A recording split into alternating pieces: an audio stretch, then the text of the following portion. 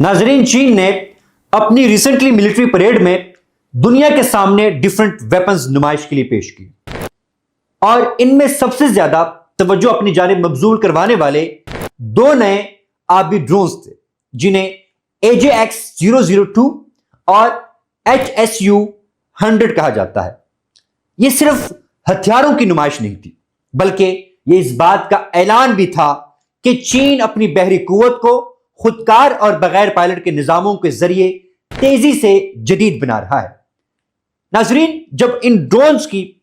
आप शेप को देखते हैं, इनके स्ट्रक्चर को देखते हैं, तो ये किसी बड़े टॉर्पेडो से मुशाबे हैं और ये रिवायती अबदोजों के मुकाबले में पानी के अंदर ऑपरेशंस के एक नए बाब की नुमाइंदगी करते हैं। खास तौर पर जब हम AJX-002 की बात करते हैं तो इसे एक बड़ा अनमैन्ड अंडर वाटर व्हीकल भी समझा जा रहा है। और नाजरीन, इसकी खास बात यह है कि जदीद सोनर सेंसर से लेस है, जो ज़ेरे आप दुश्मन के अबदोजों या बारूदी सुरंगों को शिनाख्त करने में मदद देते हैं।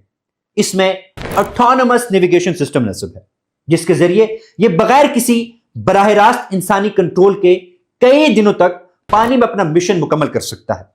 और इसी के साथ साथ इसकी एक और खास बात है, और इसका जो फीचर है वो ये है कि ये बारूदी सुरंगें बिछाने, जिसको हम अंग्रेजी में माइन लाइन कहते हैं, और दुश्मन के बहरी जहाजों के करीब रियल टाइम डेटा जमा करने की सलाहियत भी मौजूद है। हत्ता के बाज माहिरीन के मुताबिक इसके अंदर कम्युनिकेशन वॉइस सिस्टम भी नस्ब हो सकता है, जो सतह समुंदर पर आकर सिग्नल भेजने और कमांड वसूल करने की सलाहियत रखता है।